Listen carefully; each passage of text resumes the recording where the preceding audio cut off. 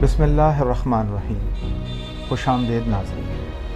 Pakistan today میں آپ تمام سب کو خوش آمدید. پاکستان ٹوڈے میں آج ہم یہ پہلا پروگرام آپ کے پیش نظر کرنے جا رہے ہیں اور آپ کے پیش خدمت ہیں آپ کے دو میزبان فہیم احمد صدیقی اور رحیل احمد. آپ کا بہت شکریہ، آپ نے ہمارے چینل کی پذیرائی فرمائی. اسی سلسلے کی کڑی میں ہم نے یہ محسوس کیا کہ پاکستان کے ان موضوعات کے اوپر ڈسکس کیا جائے جو ایک عام پاکستانی کے دل کی آواز ہے. آج کا یہ موضوع یقیناً پاکستان کے ان سیاسی حالات اور واقعات کے پیش نظر ہے جو آج پاکستان کا سیاسی میدان گرم ہے. اسی خدمت میں آج پہلی قسط جو ہم کرنے جا رہے ہیں اس کا بنیادی جو مقصد اور جو ٹاپک ہے اس کا موضوع پاکستان اور پاکستان کے ووٹرز کے لیے لیول پلینگ فیلڈ. ایگزیکٹلی. معزز ناظرین و خواتین حضرات، جیسا کہ آپ جان رہے ہیں کہ یہ لیول پلینگ فیلڈ کا لفظ بہت زیادہ سرگرم ہے آج کل کی سیاست میں، خاص طور پر ان تمام متحرک سیاسی جماعتوں میں جو اس بات کو سمجھتے ہیں کہ ان کو مناسب طریقے سے نہ آنے کا موقع دیا گیا ہے اور نہ کام کرنے کا موقع دیا.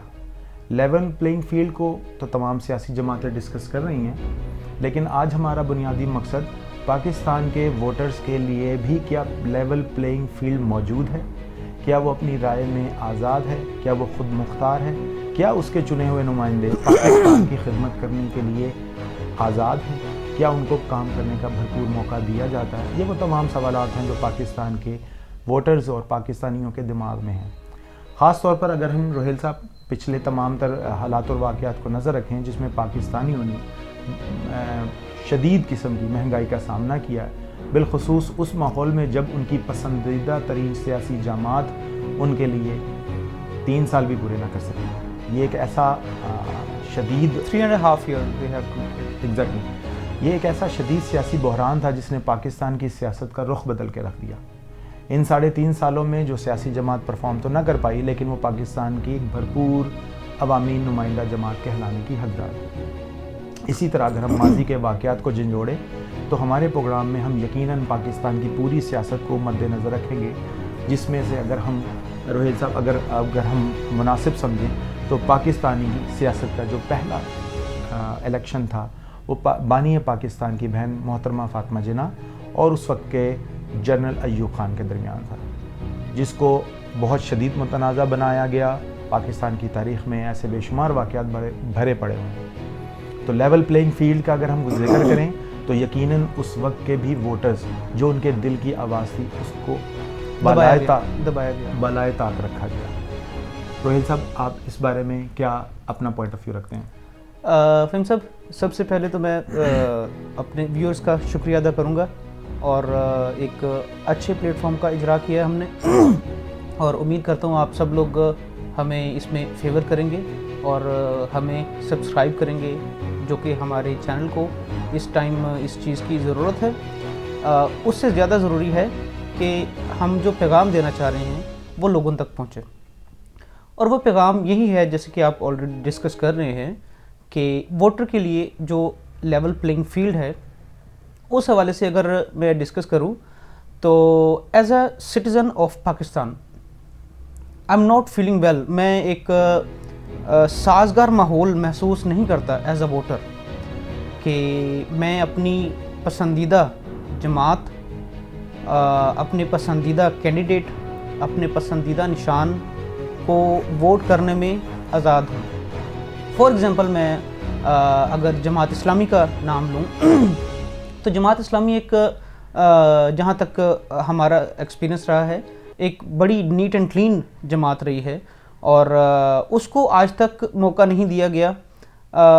اس حوالے سے بھی یہ آپ کہہ سکتے ہیں کہ یہ لیول پلینگ فیلڈ کا ہی ایک ماحول سمجھ لیں کہ لیول پلینگ فیلڈ ان کو نہیں دی گئی یا وہ ارباب اختیار کے منظور نظر جماعت نہیں رہی جس وجہ سے وہ آگے نہیں آ سکی. آئی ایم ناٹ اسپیسیفکلی، میں مخصوص طور پر ایک خاص جماعت کا ذکر نہیں کروں گا کہ ان کے بارے میں ہی کوئی میں اپنی رائے دوں.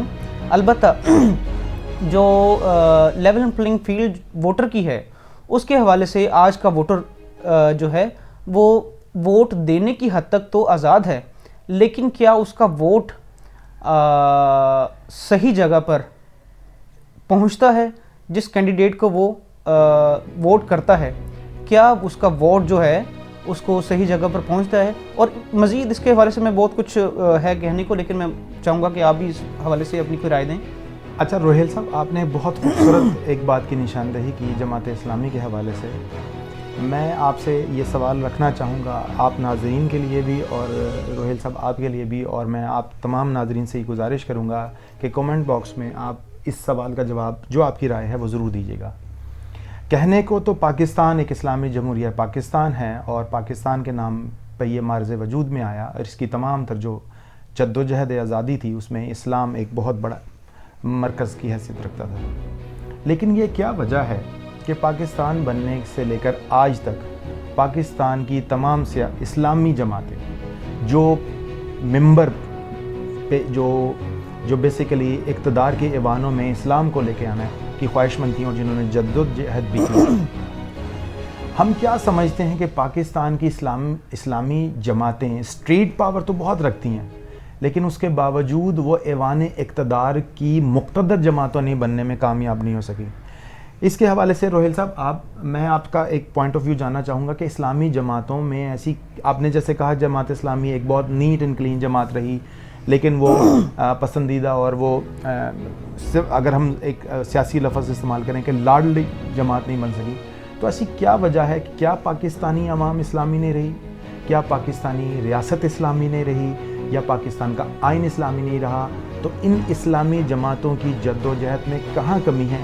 ये नाज़रीन, मैं आपसे भी इसका जवाब चाहूँगा, और रोहेल साहब आपसे भी इसका जवाब चाहूँगा। सर, आपने इंतहाई एक अच्छा सवाल किया है। इसके अकॉर्डिंग मैं आपको जवाब उसके अकॉर्डिंग ही देना चाहूँगा।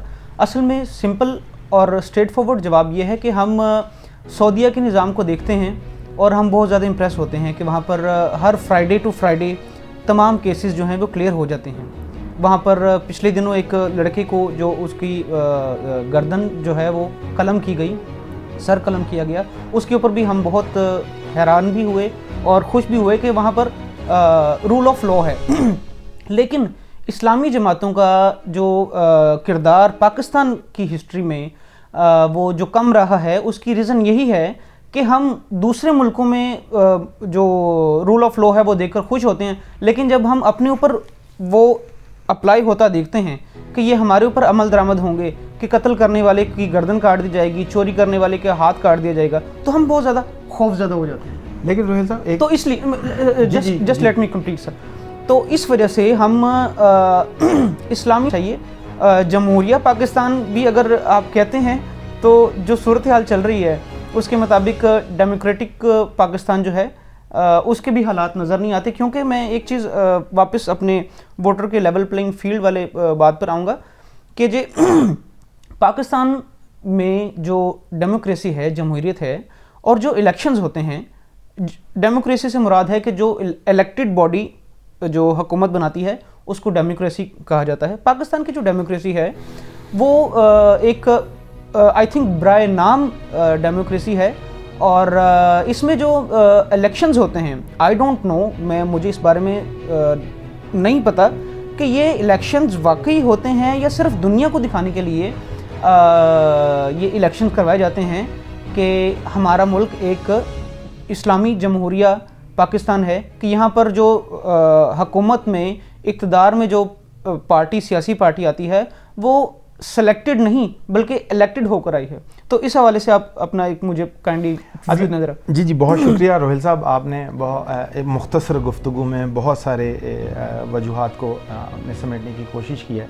मैं यहाँ पर थोड़ी सी आपसे एक गुजारिश करना चाहूँगा। आपने सऊदीया की मिसाल दी, और जहाँ तक हम एक सियासी निज़ाम को देखते हैं, जैसे पाकिस्तान में बुनियादी सियासी निज़ाम है, जमहूरी निज़ाम है, पार्लिमानी निज़ाम है, लेकिन अगर हम सऊदीया में देखते हैं तो ऐसा कुछ भी हमें देखने को नहीं मिलता। जी बिल्कुल, वहाँ पर इलेक्शन नहीं होते, वहाँ पर पार्लिमान नहीं है, वहाँ पर एक सदारती निज़ाम है, वहाँ पर एक रॉयल फैमिली हुकूमत करती है, और वहाँ पर जो कानून है वो उन्हीं के मरहून में मिन्नत हैं। जो रूल ऑफ लॉ आपको नज़र आता है वो भी ज़ाहिर बात है वो उन्हीं के हवाले से है, दम से है, جبکہ ہم پاکستان کا اس سے کمپیریزن ہمارا مناسب نہیں اس لیے بنتا کیونکہ پاکستان میں بنیادی طور پر ایک جمہوری نظام ہے جو پارلیمان سے اور ووٹر سے منسلک ہے. ہم اپنی گفتگو کا آغاز ہم نے جہاں سے کیا ووٹر کے لیول پلینگ فیلڈ کو جب ہم ڈسکس کر رہے تھے تو ہم نے یہ دیکھا پاکستان کی تاریخ میں کہ فاطمہ جناح اور ایوب کے الیکشن میں بھی ہمارے ووٹرز کو لیول پلینگ فیلڈ دیکھنے کو نہیں ملی. اس کے بعد جب ہم بھٹو کے الیکشن میں آ جاتے ہیں بڑی اچھی ہم نے بھٹو کے الیکشن میں بھی لیول پلینگ فیلڈ نہیں دیکھی. اس کے بعد جب ہم دوسرے میاں صاحب کے دور اقتدار کی طرف آتے ہیں بے نظیر کے دور اقتدار کی طرف. بھٹو صاحب کا اگر ذکر کیا جائے تو بھٹو صاحب کے دور میں تو یہ ہوا تھا کہ نہ صرف لیول پلینگ فیلڈ نہیں دی گئی مجیب الرحمان صاحب کو بلکہ بعد میں اس کے سپریشن کے باعث بھی وہی بنا لیول پلینگ فیلڈ ہی. اچھا مجھے پاکستان کا جو جمہوری نظام ہے اس میں پاکستان کے ووٹرز کو بھیڑ بکریوں کی طرح کھدیڑ کر ادھیڑ کر اور دھکے سے پولنگ بوتھ میں لایا جاتا ہے بالکل ایک ٹھپے لگوانے کے لیے. یقیناً وہ ٹھپے جائز بھی ہوتے ہوں گے لیکن کبھی بھی ان کی منشا کے مطابق فیصلے ایوان اقتدار میں نہیں ہو پائے جس کو ہم یہ سمجھتے ہیں کہ پاکستان کے ووٹر کو لیول پلینگ فیلڈ دستیاب نہیں ہے. آج کی تمام تر سیاسی جماعتیں خاص طور پر وہ جماعتیں جو 2 سے 3 دفعہ حکومت کا مزہ لے چکی ہیں ایوان اقتدار میں آ چکی ہیں اپنی حکومت بنا چکی ہیں وہ بھی آج یہ شکوہ کرتی نظر آ رہی ہیں ایوان بالا سے مقتدر حلقوں سے کہ ان کو لیول پلینگ فیلڈ نہیں ملا. اگر ہم میاں صاحب کے پچھلے دور حکومت کی بات کریں تو ان میں ایک ان کا سلوگن بہت زیادہ مشہور ہے جو آج بھی ہے کہ مجھے کیوں نکالا. یہ جملہ وضاحت کرتا ہے کہ ایوان اقتدار میں آنے والی نون لیگ کی جماعت جو پاکستانی عوام کی ایک نمائندہ جماعت سمجھی جاتی تھی اس کو بھی کام کرنے کا موقع نہیں دیا گیا. اگر ہم پاکستان کی تاریخ کا جو سب سے کرنٹ یعنی جس کو ابھی موجودہ واقعہ دیکھ لیں تو 2018 کے الیکشن میں پاکستان کی مقبول ترین جماعت جس کے سربراہ آج کل پابند سلاسل ہیں اور وہاں سے اپنی سیاست کو دیکھ رہے ہیں 3-3.5 سال کے بعد بھی آج ان کے ووٹرز اور ان کے بانیان یہ کہنے پر مجبور ہیں کہ ہمارے ساتھ زیادتی ہوئی. تو آج پاکستان کا ووٹر یہ سوال کر رہا ہے اپنے ایوان اقتدار سے اپنے ایوان بالا سے اپنے مقتدر حلقوں سے کہ کیا مجھے لیول پلینگ فیلڈ دستیاب ہے یا نہیں. آپ کا بہت شکریہ. اس کے اوپر اگلا پروگرام میں انشاءاللہ ہم کل آپ کے سامنے پیش کریں گے. بہت جلد آپ کے لیے بے شمار سوالات چھوڑے جا رہے ہیں اور یقیناً ہماری گفتگو میں جہاں کہیں بھی آپ کو بہتری کا موقع نظر آئے آپ امپرومنٹ نظر آئے آپ سے گزارش ہے کہ اس میں ضرور اپنی مثبت فیڈ بیک دیجیے گا. آپ کے جوابوں کا اور سوالوں کا انتظار رہے گا. آپ کا بہت شکریہ. کمنٹ سیکشن میں اپنی رائے ضرور دیجیے گا. بہت شکریہ. آپ کا پریزنٹر فہیم احمد صدیقی. روہیل انور. فی امان اللہ. پاکستان زندہ باد.